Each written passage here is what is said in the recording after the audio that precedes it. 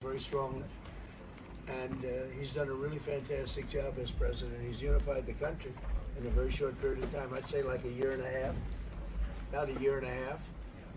And right from the beginning, it was a real mess. It was a very disjointed place, and he's brought it together. He's a strong person. He's a great leader. He's respected by everybody, including me. And we're proud to have him together. We're just here to talk a little bit. We released sanctions from the country, which really, I think, was a big boost. Sanctions was a very important thing. And we're proud of the job he's doing. Syria's become a very stable, I mean, it's amazing. In a short period of time, it's really been stabilized. And we're proud of that. And to be part of the Middle East. Syria had one of the great cultures, the professors and lawyers and doctors. It had one of the great cultures of any country, not just Middle East. And then it went through this terrible period of time. But it's a country that a lot of people are very proud of, and they're proud of the job he's done. Thank you very much, Mr. President. Would you like to say something? في الحقيقة نحن حققنا إنجاز كبير في تحرير سوريا وإسقاط النظام السابق. We have made a great achievement in the toppling of the former regime. وكما ذكر فخامة الرئيس خلال سنة ونصف حققنا إنجاز كبير في توحيد البلاد ووضع على السكة الصحيحة من التنمية والاقتصاد. And as President Trump said, in a year and a half, we made an achievement in bringing the country together, unifying the country, and put it back on track. هذا بفضل الشعب القوي، الشعب السوري اللي تكلم عنه فخامة الرئيس ترامب. Of course, this is due to our strong people, the strong Syrian people that President Trump talked about. ثم القرار التاريخي اللي قام فيه الرئيس ترامب برفع العقوبات عن سوريا. Then the historic decision that President Trump has taken by lifting the sanctions on Syria. وأيضا مساعدة كل أصدقاء المحبين في المنطقة من تركيا من دول الخليج من كل المنطقة. As well as the help of friendly countries and the loving countries in the region, Turkey and other countries in our neighborhood. الشعب السوري يشكر جميعا رئيس ترامب. The entire Syrian people thanks President Trump. Thank you. Thank you very much. Proud of you. Do you have any questions? Mr. President, are you going to remove Syria from the state sponsor of terrorism list? I think I will, yeah. I think I will. Why wouldn't I? He's done a great job. Maybe he would have brought that up in a little while, but that's a good question. Yeah. Any problems with that? I think we should. Yeah, I will. Do you still want Syria to help with Hezbollah in Lebanon? They could help. We'll find out. I think we're making a lot of progress. Mr. President, They could help. Mr. President, He would do a very good job.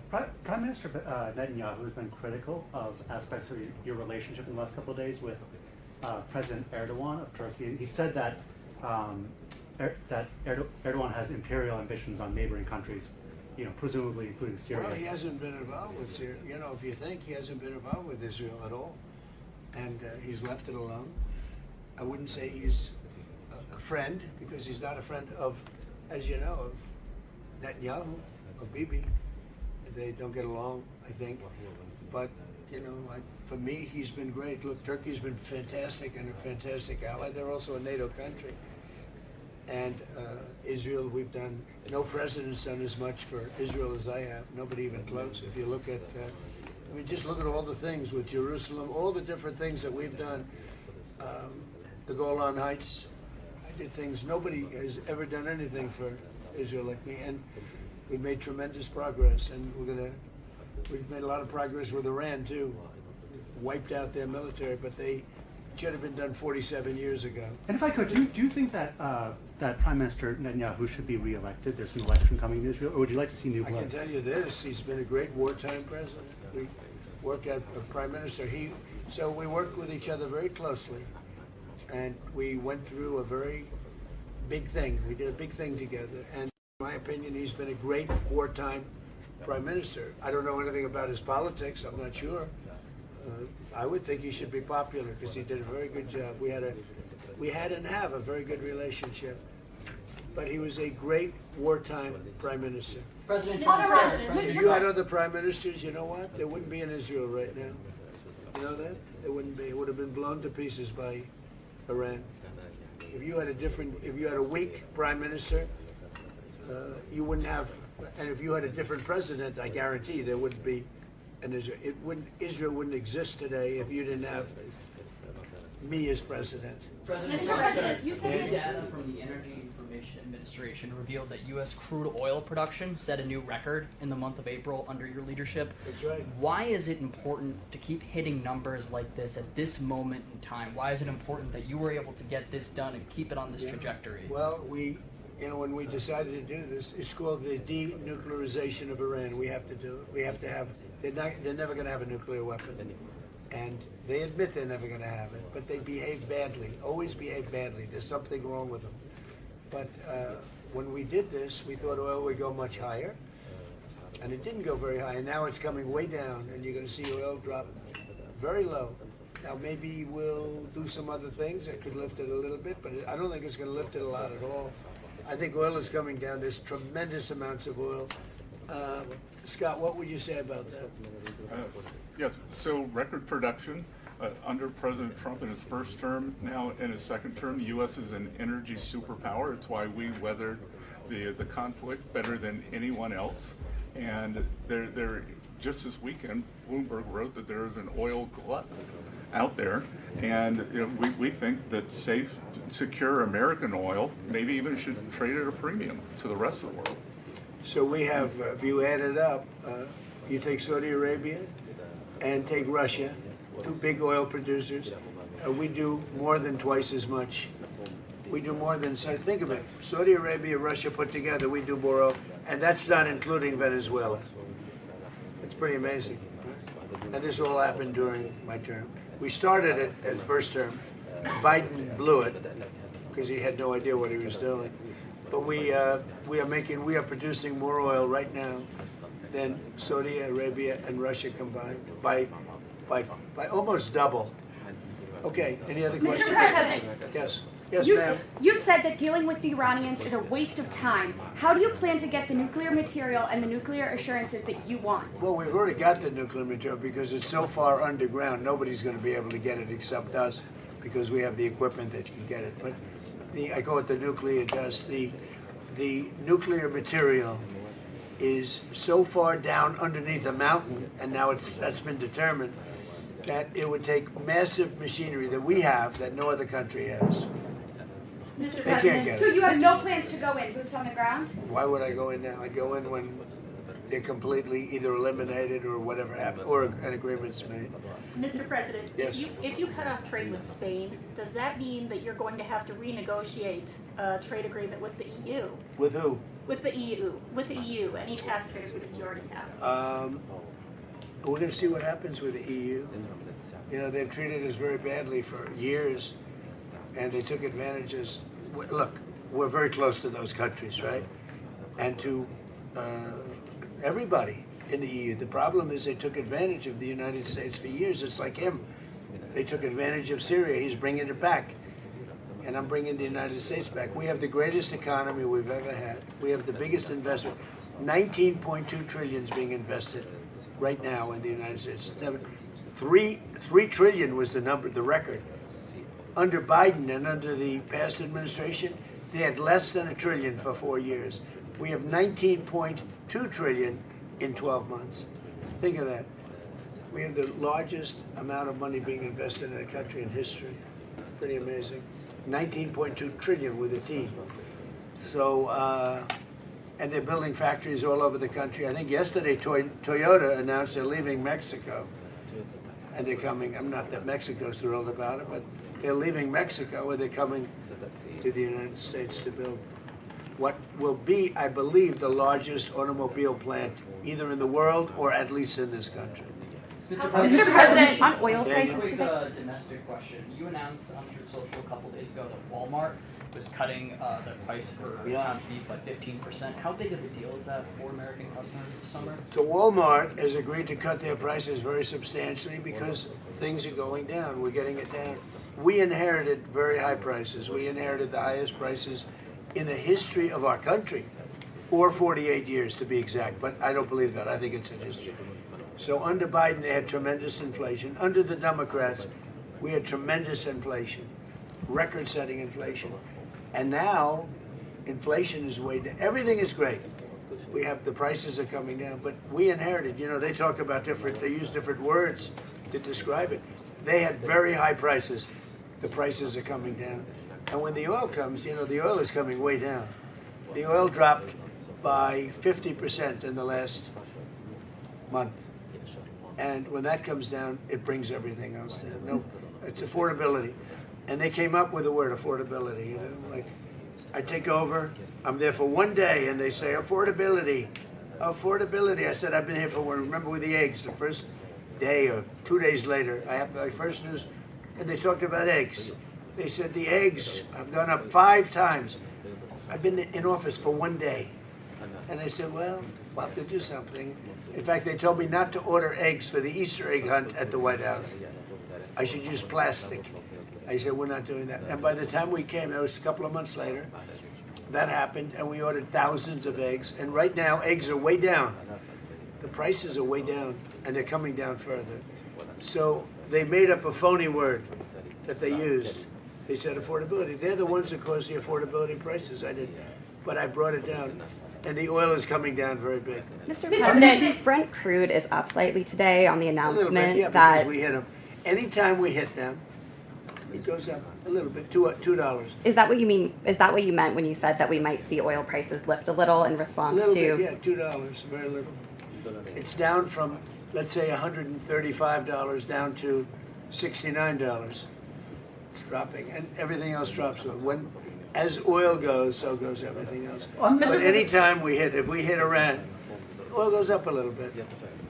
It's all right. Mr. President, do you think And you know Israel? what we're doing? We're de-nuking it. All right? We're de-nuking Iran. They're not going to have a nuclear weapon. All right, one more question. Sir, do you think Israel should withdraw troops from southern Lebanon? Well, I talked to Bibi about that. Yeah, I think they're going to. I think they want to. I don't think it's a question of me. I think it's a question they want to. And they're getting along with Lebanon. They're signing deals with Lebanon. First time ever. Marco, talk about that if you'd like. Yeah, we have an agreement that, and that's the goal at the end. Obviously, Israel's concerned about their security. But the president did a great job bringing those two countries together for the first time It's a ever. big thing. First time in many years, right? Most definitely. So we have a deal with Israel and Lebanon. And, yeah, they'll leave. And I think it's going to work out very well. But we're here for this because Syria has turned around as fast as I've ever seen. Well, actually, I turned the United States around very fast, too. I inherited from a man who was not smart, not a smart person. We inherited from the man where they were running this country so badly with the open borders. Think of it, 25 million people allowed into our country. And that includes 11,888 murderers, most of whom murdered more than one person, okay? We got most of them out, or we have them in jail, and we've done a great job. Washington, D.C. now is considered one of the safest cities in the country. If he came to Washington, D.C. a year and a half ago, he'd fear for his life, even though he never feared for his life before, because it was very dangerous. But somehow his territory might have even been a little more dangerous. I joke because, he comes from a rough environment. Would you say that's right, Tom Barrett? It's sort of funny to think. I don't think he'd be too concerned with Washington a year and a half. But we had a very, very unsafe Washington, D.C., and now it's one of the safest cities in the country. We put the military in. Washington went from being an unsafe to one of the safest cities, and crime is down 94%. We don't play games. And we removed over 5,000 career criminals, many of whom came in through the open borders of Joe Biden. We did the same thing with Memphis, Tennessee. We did the same thing with in Louisiana. You have to speak to the governor, because New Orleans, the crime rate is down 78%, in a little while, and they had the best Mardi Gras they've ever had. So we're doing a good job, and he's done a great job too. And I thank you very much. Thank you very much. Thank you, guys. Thank you, press. Thank you. Thank you, guys. Thank you. Thank you. Thank you. Thank you, guys. You can head out right there. Thank you, guys.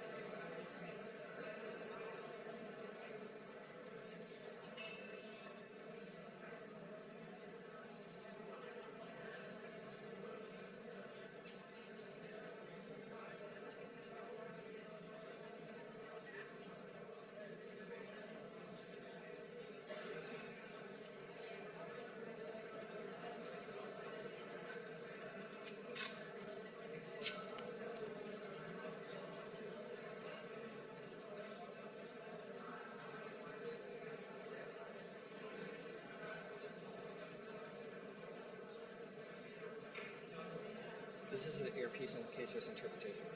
I honestly have no idea. Ask. Where's Waka?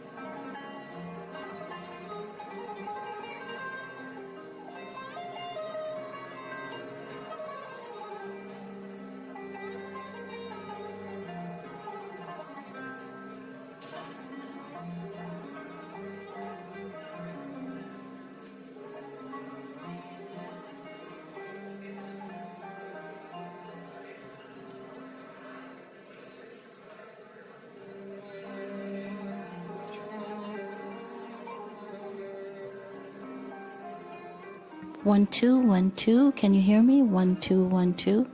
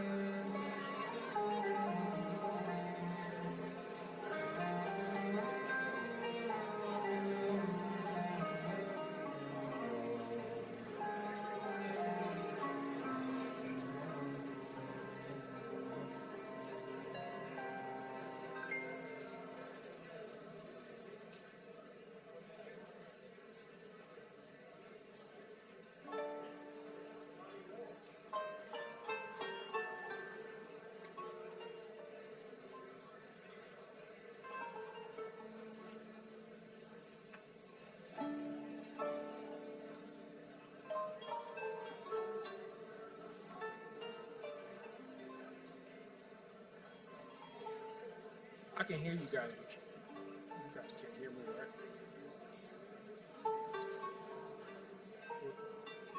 Was I just on the mic?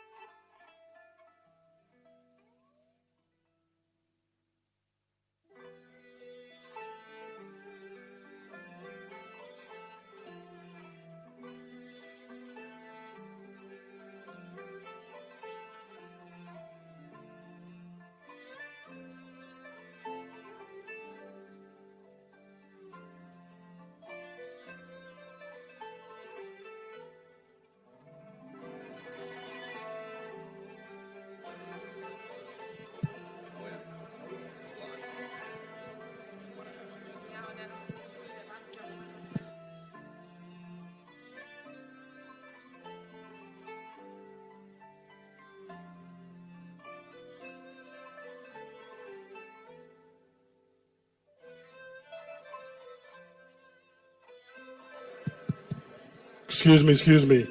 If you're sitting on the stairs, you have to be close to the wall. You cannot sit on the stairs. You need to be standing close to the wall. We need to have an area clear for ingress and egress on both sides, please. If you're sitting on the stairs, you need to be close to the wall on both sides, please. Thank you.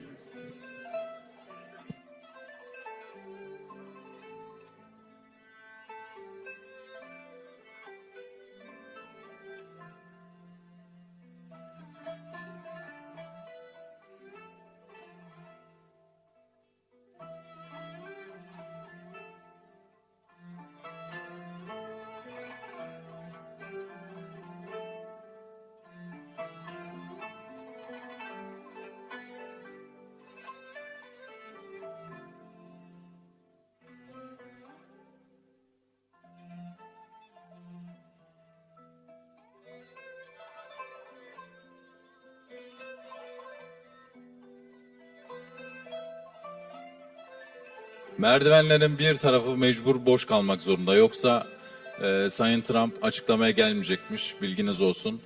Bir kanadını muhakkak boş bırakmamız lazım. Sağlı sollu.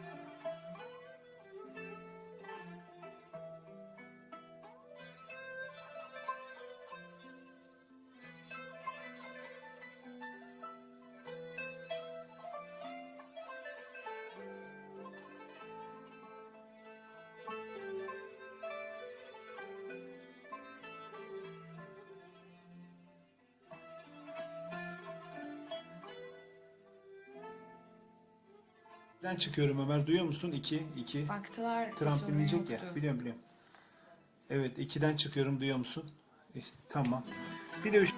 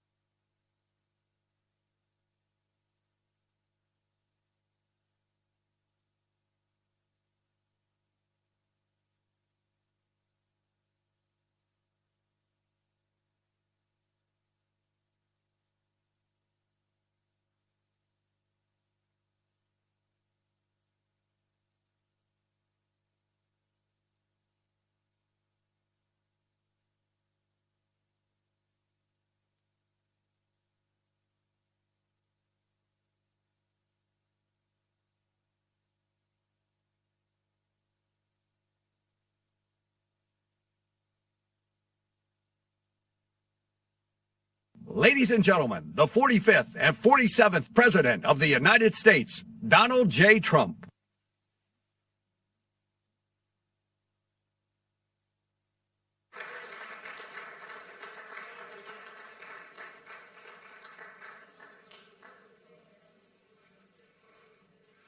That's a lot of press. Wow. Well, it's important stuff. And, you know, our team out here, they've all become stars, superstars, actually. But we want to thank you very much. We've had a tremendous time and I think a great success. And we just concluded a very successful NATO summit here in Turkey. And I want to thank President Erdogan, who's really a great man. He's a great leader. He's a friend of mine, been a friend of mine for a long time. He's a strong person, a very strong personality, and that's why he runs such a successful and good country, and really a great, I would say, a great country. Militarily, he's very powerful. People leave him alone. But he's really done a fantastic job. And from the moment we got off the plane, you look at the airports were beautiful. They built a new terminal for our arrival. Everything was beautiful. And so I just want to thank President Erdogan, who's done a fantastic job in Turkey. And I also want to thank NATO Secretary General Mark Rutte. Mark is an extraordinary person, smart, great leader. It's not easy leading so many leaders like that. You get a lot of leaders, and they're strong personalities, every one of them. And Mark does an unbelievable job. Couldn't find anybody better. I just want to say there was tremendous love in that room. The press got to see the sitting, but they didn't get to see the speaking. And I actually said, it's too bad the press couldn't see this, because every one of them spoke for a little while, and I spoke for a little while. And it's a lot of speeches. We kept it short, but it's too bad the press couldn't have seen what we were doing in that room, because it was very smart people, and they have a lot of good in their heart, not evil, good. And they're doing a great job for their country. The world is doing well. We have, as you know, the oil is down. We'll see whether or not we keep it down. We should keep it down. We're doing things that should have been done 47 years ago with Iran. And I just want to say that throughout my first term and over the past 18 months, the United States has led a historic effort to dramatically increase the defense spending and to have equipment that no other country in the world has. When you look at Venezuela, when you look at Iran, essentially demolished their military in a couple of weeks. They had a good military, they had a good navy, they had 159 ships, everyone's at the bottom of the sea. They had hundreds of airplanes, they're all gone. They were all lying burned up on the runways. They were totally decimated, their radar's gone. Everything's gone, their leaders are gone, frankly. And their combat capability is pretty low. They have a small percentage of missiles left. They have some of the missile launchers left, call them launching pads, but most of that's been destroyed too. So we have the strongest military in the world by far, not even close, everybody admits it.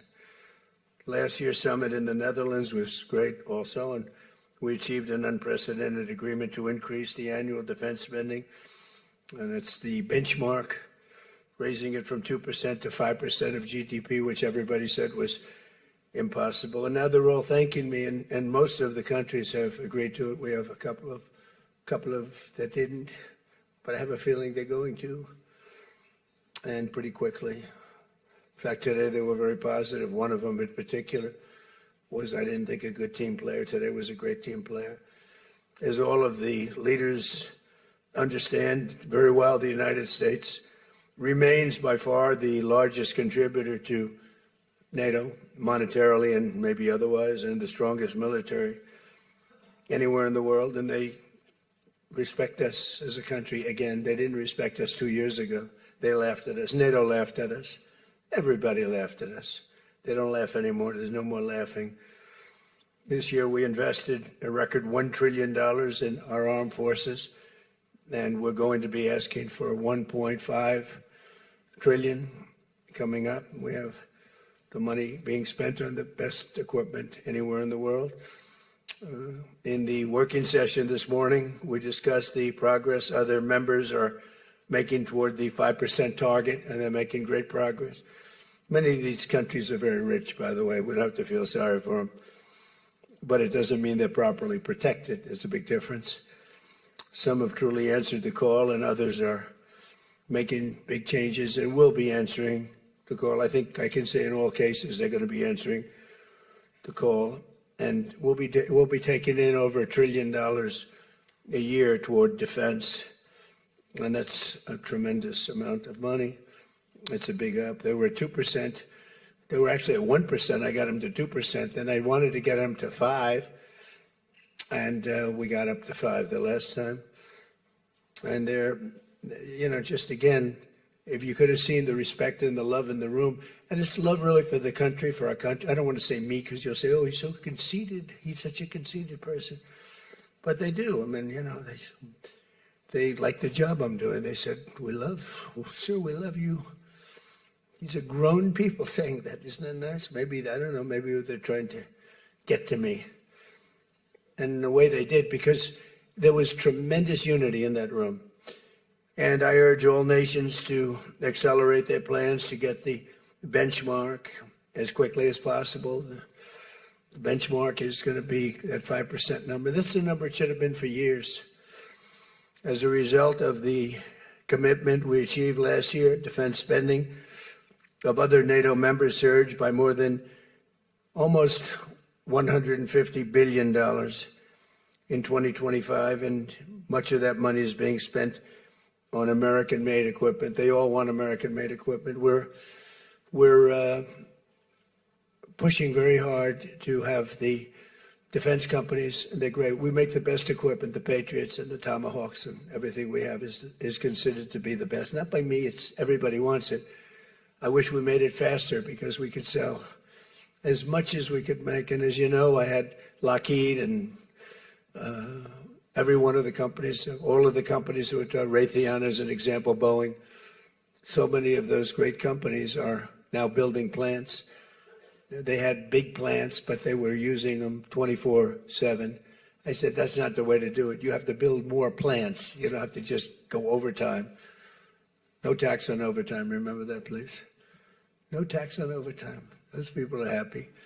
But they were doing literally 24 hours to get the Tomahawks done and the Patriots done and all of the other defensive and offensive equipment done. It's the most sought after equipment in the world. You saw that with Venezuela, where they had a lot of great equipment that wasn't ours, and it didn't work. Our equipment works, but we have to produce it faster for other countries. For everybody, including ourselves, we have to produce it faster. So we think within a year and a half max, we'll be, instead of waiting for a year or 2 years, we'll be having it on a 2-week wait, maybe a 1-week wait. That's what I want. And it'll do really well. A lot of people are, just waiting. They're waiting. They want to get this defensive equipment, maybe in particular the defensive equipment, but offensive and defense. As much of that money is being spent on American-made equipment. That's the money that the European and Canada are spending, European countries mostly, and Canada. And they're spending that with the United States, largely. And it's American-made, made in the USA, as we say. Weapons, munitions, supporting thousands of American jobs. This will increase. We have the highest number of jobs. Right now, we have the most people working in the United States that we've ever had in the history of our country. We have the biggest investment ever made, $19.2 trillion. That's 6 times more than we've ever had. Think of it, 6 times. And what did that were tariffs. Without the tariffs, I think we would have done fine, like at about 2 or 3. The last administration had much less than $1 trillion invested for 4 years. We have 19.2 trillion invested in 1 year. We haven't gone into the extra almost a half a year, 1.5 years. Those numbers won't come out for a little while. So we have 19.2 trillion, not billion, not million, trillion with a T, invested in plants and equipment that's being built all over the country. Eli Lilly is building plants, big drug, Merck, all of them, the drug companies are building. The car companies are building like crazy. In fact, as you probably saw a big announcement yesterday, Toyota is leaving Mexico and they're going to build one of the biggest car manufacturing plants in the world in Texas. That's because of the tariffs, because we don't mind if you build in Mexico, but if you build in Mexico, you have to pay 25% tariff. If you build in Japan, or if you build in any place, now China is a much higher tariff. It's 100% tariff because we don't want to lose our jobs. We don't want to have our workers lose their jobs. We have the largest number of plants being built for the most money ever in the history of our country. Car plants, AI plants, and all other plants, pharmaceutical plants, chips.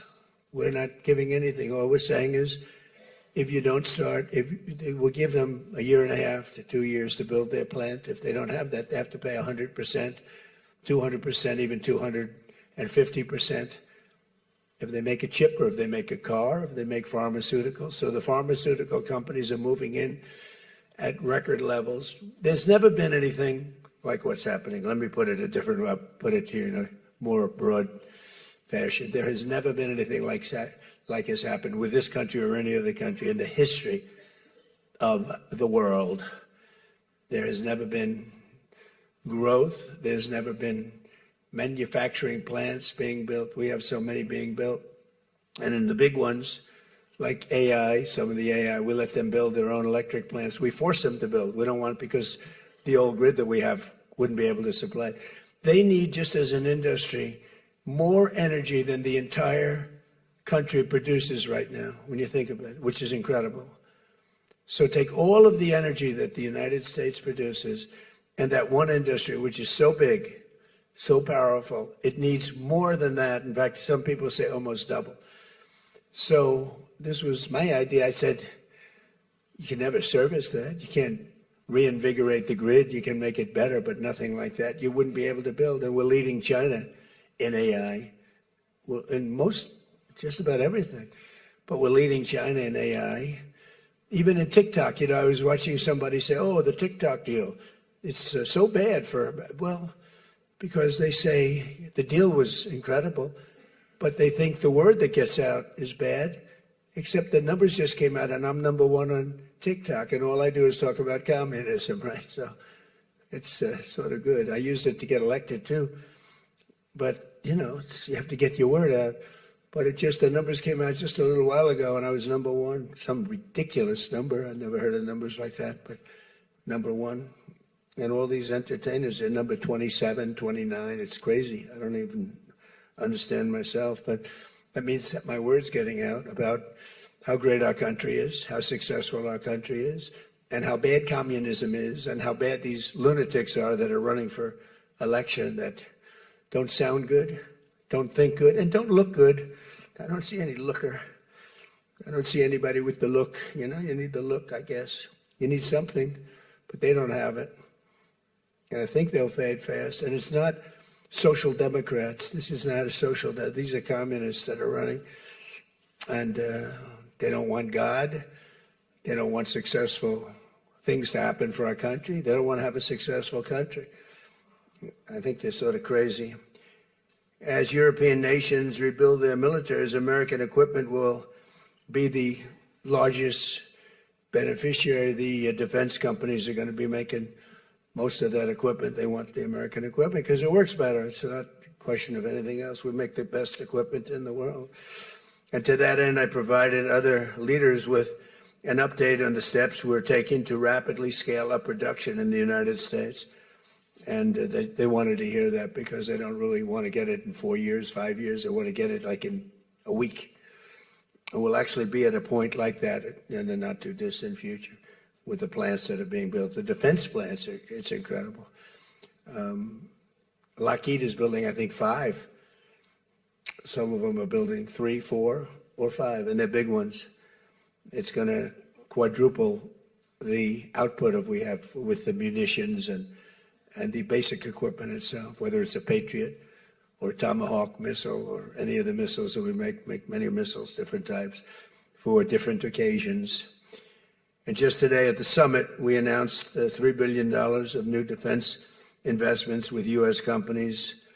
And Lockheed Martin will establish a world-class Patriot missile sustainment facility, a big deal in Europe. They're given a tremendous incentive by Europe to do that.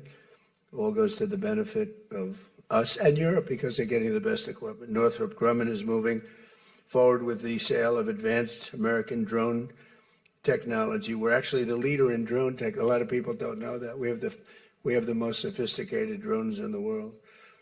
And we're a real, I guess we're the leader, but we'll soon be the leader by many times over. And Lockheed and Rheinmetall are announcing a partnership to build the Army Tactical Missile Systems, which is a big deal. And Anduril is announcing a deal to build their new Barracuda missiles, which is a very highly sophisticated, fast missile, and we're doing that for Poland. Poland's doing very well, by the way, with a very, very good president, great president, I think. All of these agreements directly benefit the U.S. defense industry and base, and what it really does is it means jobs. And again, I have to just say that when Toyota announced yesterday, I wasn't that surprised, but everybody wanted to get that. That's the largest, I think it's going to be the largest plant in the world, car plant, and they're moving into the United States. And again, they're doing that to avoid paying the tariff, because if you build your product here, you pay no tariff. If you don't, you pay a 25% tariff, depending, 35% sometimes 100%, 200%, depending on what the product is. As an example, we're doing great on steel because we charge tariffs. So now all of a sudden the steel industry, which was absolutely dead a few years ago, I revived it in my first term, pretty good. And then they blew it in the Biden term. What a shame. They just blew it right out the window. They had no idea what they were doing. And I quickly revived it at the beginning of this term, year and a half. And the steel business is through the roof. We don't even make aluminum anymore. Now we're going to have the largest aluminum plant in the world being built in Oklahoma. I love Oklahoma. 77 out of 77 counties, 3 times. And it's great. It's a great state. They're going to be building the largest aluminum plant in the entire world in Oklahoma, starting very soon. Over the course of the past 2 days, I had a number of excellent discussions with other leaders at the summit and held productive bilateral meetings with essentially all of them. We had dinner last night, just about all of them were there. President Erdogan of Turkey, as well as President Zelensky, and he just came in, as you probably saw, had a little press conference, and also President al-Shara of Syria, who's doing an unbelievable job in unifying Syria. What a job he's doing. Syria was a mess with what happened with the previous government, you know that. Very dangerous place, and now it's just come together. He's done a fantastic job. People are talking about it. In every conversation, it was clear that America is back, and we're stronger and bigger and better than ever before. We have more jobs, as I said, than ever before. And we're respected again like maybe never before. We are so respected as a country. That's why I wish I told the Secretary General, Mark, I said, it's too bad the press could not see what's happening in this room. You saw the big round circle with all of the leaders of all of those countries. And I don't know, I think they should allow it. The theory is that they won't be speaking quite as freely and it won't be quite as good, but who knows? It was amazing, actually. The unity in that room was incredible. Really a love. It was sort of pretty wild. There was a love in that room that was great. So this was a tremendously successful summit. And again, I want to thank President Erdogan, Turkey, and President, so many of the presidents, prime ministers. They were all here from NATO, the NATO countries. And in particular, we have to thank the Secretary General Mark Rutte for doing a fantastic job. He really put on a tremendous, his was just something, he's a unifier. He's a tremendous unifier. So I could take a few questions. We've done a few of these already today, so I don't think we should take too many. I don't think we should take, right? So we're going to keep it a little bit short, and I know a lot of you are going home. Some are going with me. So go ahead, please. Sir, yes. Yes. No. The gentleman right here. The very tall gentleman who's very insecure. He doesn't want to ask the question. He's a handsome guy, but he's very insecure. Go ahead. Do you want to shout it out? Give him a mic. How about giving him a mic? You shout it out.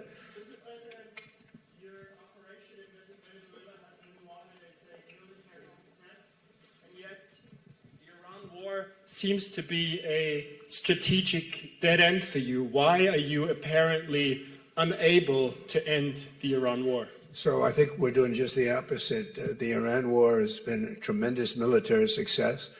And, you know, I can only answer the question by saying they're not going to have a nuclear weapon. I think I was there for one reason, that Iran cannot have a nuclear weapon. I call it, we denuclearize Iran, and that's happened. They will never have a nuclear weapon. That stuff is so far down under a mountain. It's a granite mountain that collapsed on top of it. Take months to get it out. I think it's a tremendous success, Iran. And you see the oil prices are lower than they were when I started. And people like to say that, but look, they have no military left. Their Air Force is gone. As I said, their ships are gone. 159 ships are gone. They're at the bottom of the sea. Their radar is gone. Everything's gone. So when you say not a success, it's a tremendous success. The fake news likes to say how well they're doing. They're doing terribly. They have 350% inflation. When the war started, they had like 6%, 5%. They want to make a deal, but they don't know how to make a deal. And then they go around shooting ships at night. I don't like that. You know, they're dealing with very fine people. They're dealing with Steve Witkoff. They're dealing with Jared Kushner and J.D. Vance. And they're dealing with Marco and Scott. They're dealing with great people, but I don't know. I think they're a little loco. They're a little crazy. But they told us they'd like to go to the funeral of a person who was killed a lot of people. Khomeini killed a lot of people over the years, and there for a long time. Don't forget what we did should have been done 47 years ago. It could have been done any time within 40. This has gone on for, they were the bully of the Middle East. So they're a much different country. Now, in one day, all of their anti-aircraft things are gone. That doesn't mean they're not going to get a plane at some point. But all of it's gone. Everything's gone. Their leaders are gone. They had leaders, they're gone. And they had another set of leaders, they're gone. Now they have another set of leaders, they may be gone. Who knows? And you know what? I may be gone too, because I'm their number one target. It's out all over the place. I'm their number one because they're scum. That's the way they act, and that's the way they've done it for 47 years. But I'm doing what's right for the country. I'm doing really what's right for the world. They have to be stopped. And they've killed thousands, hundreds of thousands of people. They killed 52,000 protesters over the last 3 months. So when you say we're not doing well, I think we're doing phenomenally well. Our military has been incredible. Plus, we had a blockade. Did we have a blockade? Did you ever see a blockade work that way? You know, for you that said we're not doing well there, we did great in Venezuela. That was a one-day war, and they're very good military. You know, it's a very military country. We took out one of the worst human beings in the world, Maduro, and he's in jail waiting for trial. But what he did to this country was incredible, including the fact not only the drugs, but he had people pour into the country from prisons. They opened up their prisons. They allowed them to come in. We're getting them out. We're getting them all out. But we have, with the Biden open border policy, with Kamala as your borders are. Remember, she was a borders out, but she never called Border Patrol, never once, and she never went to the border. The border was a disaster. Now it's fixed. It's fixed where we have nobody, and I don't do these numbers. 0 people come in through our border, through our southern border. 0.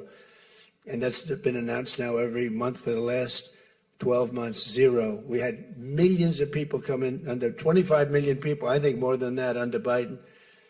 and they weren't people that you want. And for the most part, they were drug dealers. They were escaped from, think of it, all the prisons, and I'm not just talking about from South America, I'm talking about from the Congo, I'm talking about from all over the world. The prisons were emptied out. They were emptied out into our country. But they had the worst murderers. We had people allowed in our country that should never, and they walked in through an open border policy. And all I'm saying is that you're lucky we won this election. Yeah, please. Go ahead. Go ahead. No, yes, go ahead. Who you with? Why don't you say your name and who you're with? It's always helpful. Thank you, Mr. President, for doing this. Iris Tao with NTD, with a sister media with the Epoch Times. Okay. On communism, you've been issuing a wake-up call to Americans at home about the dangers of communism. And now you're speaking on the world stage. What's your message to people both living under communist and socialist regimes, but also people living under democracies like in Europe and America who might not have realized how close communism has come to home? Yeah, that's a great question, actually. But look, I want to get the word out because what's forming is communism in the country. And communism's easy to sell. I would be the greatest communist in history. I'd be right up there with Lenin. I'd be as good as anybody. You've got free rent for the rest of your life. What they don't say is that you'll be living in squalor in 12 months. You've got a free house. Would anybody like to have a free house? We'll take it away from somebody. We'll give it to you. You'll have murders all over the place. Communism's a disaster. It's been proven to be for thousands of years under different names, but same thing. It's very important. And, you know, it's funny. One of the reasons I do so well with Hispanic people, I set a record, Republicans. I get great numbers for the election, helped me get elected in a landslide. The Hispanics, because a lot of them came from countries that were essentially communist. You know, whether you call them radical socialist or communist is not that much, but there's a little difference. When they say social democrats, we're social democrats, it sounds so nice. It's not nice. It's a very dangerous term. So I do talk about it, and I talk about it on TikTok, and I talk about it everywhere. I talk about it here. And you're right, it has become international, but it's never worked, and it's not going to work. What is working is the United States. So think of it, we have more jobs than we've ever had. People are making more money than they've ever made. I'm talking about workers now. I'm talking about workers. They're making higher salaries than they've ever made before. It's just the best system, and it's got flaws, but everything's going to have a little flaw, but it's been amazing. And when I watch what's happening, and I see these lowlifes getting, I mean, they're lowlifes. I watch them. I know good people. I know quality people. These are essentially lowlifes. And when I see what they're talking, I think they're very dangerous in many ways. And I've said it. And then I said, boy, that's a pretty big statement. Then I realized, you know, a couple of people said, I think you're probably right. I think this country, with this thing that's going around, is in more danger than it was during World War I, World War II. If you talk about September 11th, if you talk about Pearl Harbor, that was big danger. I think the concept of us going communist, because one thing that happens when you go communist, you never come back, never comes back. You die in squalor. You die a horrible death. You die in squalor, and it gets very evil and very nasty. Yeah, please go ahead. Mr. President, Tyler Pager with the New York Times. Last month you said Iranian leaders were very rational people, nice people to deal with, strong people, smart people. Today you said they were scum, sick people, and being led by sick people. What changed, and do you think... I got to know them. So I've said that about a lot.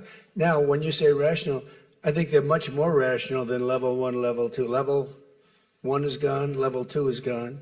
This is level 3. I think they are more rational, but based on their actions over the last week or two, they're not doing a service to the people. And I think more than anything else is I got to know them. And I'm not sure I want to make a deal with them. We can play games, but I'm not sure I want to make a deal. Let's just finish the job. Yeah, please, go ahead. Go ahead. Go ahead. Go ahead. Thank you, Mr. President. Steve Sedgwick from CNBC. The oil markets are up today around about 7% for WTI and Brent as well. The world is taking you at your word, sir, that the MOU is over, that the ceasefire is over. What happens next, sir? Are we on the cusp of a full-scale return No, to full conflict? well, I'll tell you what happens next. We're never going to see Iran have a nuclear weapon because that's much more important than the numbers you're talking about. The prices of oil are dropping like a rock. Now they'll be up a little bit, and this will end very quickly. We have an oil glut right now because we got all those boats out of the strait, and it's going to drop, and I've predicted everything. I've been right about everything, and I have been for a long time. That's how I got to be president 3 times. That's how I won 3 elections. I did very well in the second one, won it. It was a rigged election, but I've been right, and oil's coming down. Now, I have to make sure of one thing, that we don't have lunatics having control over nuclear weapons. So we have that now. There's no way they have a nuclear weapon. We have cameras, as an example, on the site that those beautiful B-2s at 1 o'clock in the morning 10 months ago blew up. They blew it up. We have cameras, that's called Space Force, if they're in space. But we have cameras that can read the badge of the person going over to a site. Mohammed something. We say it's Mohammed something is there with shovels. Well, shovels won't get you there. The biggest machinery in the world probably won't get you there if you want to know the truth. It's way, way below. But we're watching that. And if anybody goes there, they get blown up. So nobody's going to touch that. Eventually we'll take it. But what we do have is we have that. That's gone. If we wouldn't have had that, they would have had a nuclear weapon and they would have wiped out Israel. If I weren't president, Israel wouldn't exist. And we did it 2 times. When the JCPOA, the Obama deal, when that was originally conceived, everything went to Iran. 1.7 billion in cash, hundreds of billions of dollars. They thought they could buy peace with these people. You can't do that. So the big thing we have is more important than anything we can talk about is you can't let lunatics have nuclear weapons. And we've stopped that. And that should have been stopped on a couple of other occasions too with different countries, but they didn't do that. Yeah, please.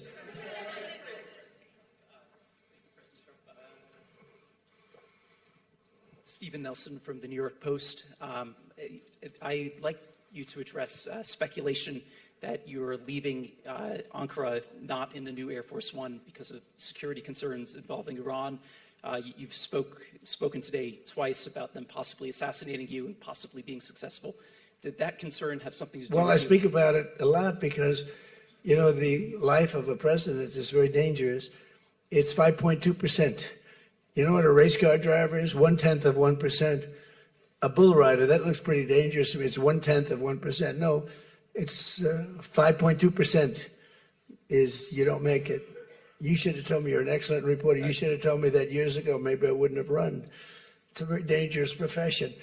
No, I'm #1 on the kill list for Iran. They're lovely people. I'm #1. So I don't know. I can't tell you that, but I don't really care because I'm doing my job and I'm doing it, I hope, better than anybody's ever done it because we have a country that's hot and really, really successful. But I mention it only because it's on the list. I mean, it came out. There was another list came out yesterday, and I'm #1 on. I like being #1 on TikTok better, but I'm #1 on the list for killing.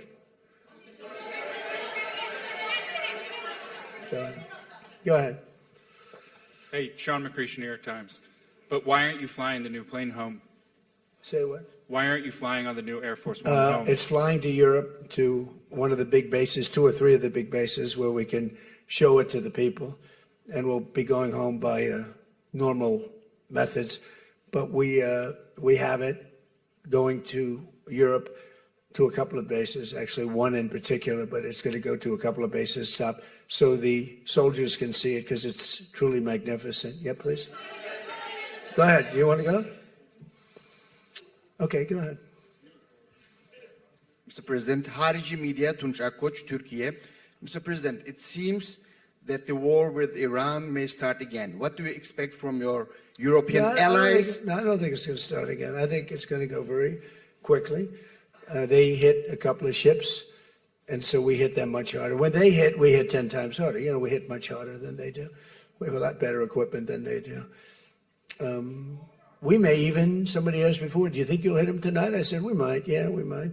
But when they hit, we hit. You know, it's what we use their language. We speak their language. No, I don't think so. I think anything that happens is going to be over very quickly, and will only make it safer, including for oil.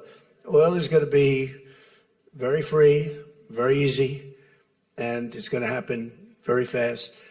We have the Hormuz Strait. The boats have pulled out. I mean, there's a gusher of oil right now. We have a lot of oil. And no, anything that happens is going to happen very fast. We're not looking for long term. Okay, go ahead, Red. Now, you said today that countries... You're with who? MS Now. MS Now. That's a failing network. Why would you want to work for them? MS Now. Can you imagine? They wanted to get away. They took the name NBC because they were embarrassed by it. Go ahead, let's go. When do you hear this question? You said today that countries like Spain, Italy, and the UK were not there for the U.S. and its war with Iran. Should those countries be attacked, will the U.S. be there for them? Well, I'll tell you what. Number one, Spain has been very bad, but, you know, Italy's been good, and almost all of the countries have been good. They just had a bad moment. They didn't help us. We didn't need their help, but if we would have wanted their help, I said, by the way, if I want help, Sir would rather remain on the sidelines, and I didn't like that answer. UK gave an answer that was sort of weirder than that. They went out. I said, would you like to help? They said, we do, but we want to wait till the war is over. This was not in the spirit of Winston Churchill. So, yeah, I mean, I'll tell you what, I can only say if there's one word that comes out of today, it's unification. I've never seen anything like it. Every one of those countries, they love us, they love each other. That was tremendous unification. It was a nice thing to say, and it was a very fair question, too. Yeah. Green? Yeah, you're wearing green, right? Thank you, Mr. President. Eda Turul from Haber Global TV, Turkey. Mr. President, after your meeting with President Erdogan, can you tell us whether you and President Erdogan reach an understanding on Turkey's return to the F-35 program and the future of U.S.-Turkey defense cooperation? And do you believe U.S.-Turkey relations are entering a new chapter right now? Well, I had a great relationship in my first term. You remember Pastor Brunson, and he was put in jail for 35 years, and I called. He was an evangelical hero, actually, very good man. And I called President Erdogan, and he let him out. I didn't pay anything like Obama and Biden pay billions of dollars all the time. I never paid any for anybody. I just tell him, let him out. Let him out. But in this case, I didn't say it the second way. I said it the first way. I said, look, he's a good man. He's highly respected in the evangelical, and I'd like you to let him out. And he was in my office, in the Oval Office the following day, Pastor Brunson. I had a great relationship. When Sleepy Joe Biden got in, bad things happened with a lot of things between the border. Everything was bad. We were laughed at all over the world, and we had a very bad relationship with a lot of countries. I think Turkey was one of those countries. But that changed on November 5th when we had the election. And it's one of our best relationships. We have a great relationship. And they're talking about the F-35 airplane, and it's the best plane, and everybody wants it. And we have to make a decision who we give it to. I mean, my inclination, because he stayed out of, he's not a huge fan of Bibi, and he's not a huge fan of Israel, but he stayed out of that war. He could have gone into that war very easily, and he didn't. At my request, he stayed out of that war. He's been a very good ally. I mean, Marco could tell you we have a very strong relationship with Turkey. You know, it's a very big country. It's a very powerful militarily. It's the second most powerful country in NATO. It's a NATO country. So whether or not we do that, I haven't totally made up my mind. But my inclination is to say, look, he's done everything. He's helped us in so many different ways. And you know who else has been good to us? China. China never came into the war. They get 50% of their oil from Hormuz Strait. They never came into the war. They never said, I'm going to send a ship in 5 destroyers along each side of the ship. They never did. No, President Xi's been great. Everyone's been sort of great, to be honest. You know why? Because they respect our country again. They laughed at our country. They thought we were a bunch of fools. They saw a president that couldn't talk, he couldn't walk. It was a disaster. They lost respect for our country, but now they have more respect for our country than they've ever had before. Thank you all very much. We'll see you back. Thank you very much, everybody.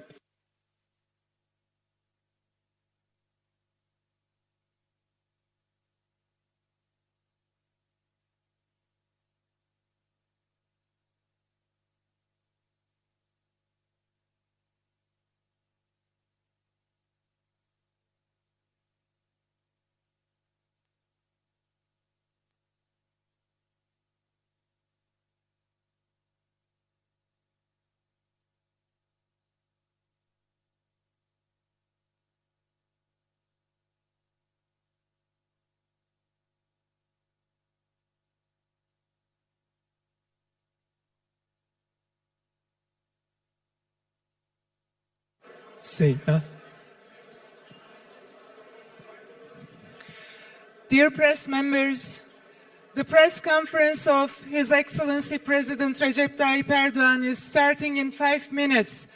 So please remain in your seats. Please kindly remain in your seats. Thank you very much.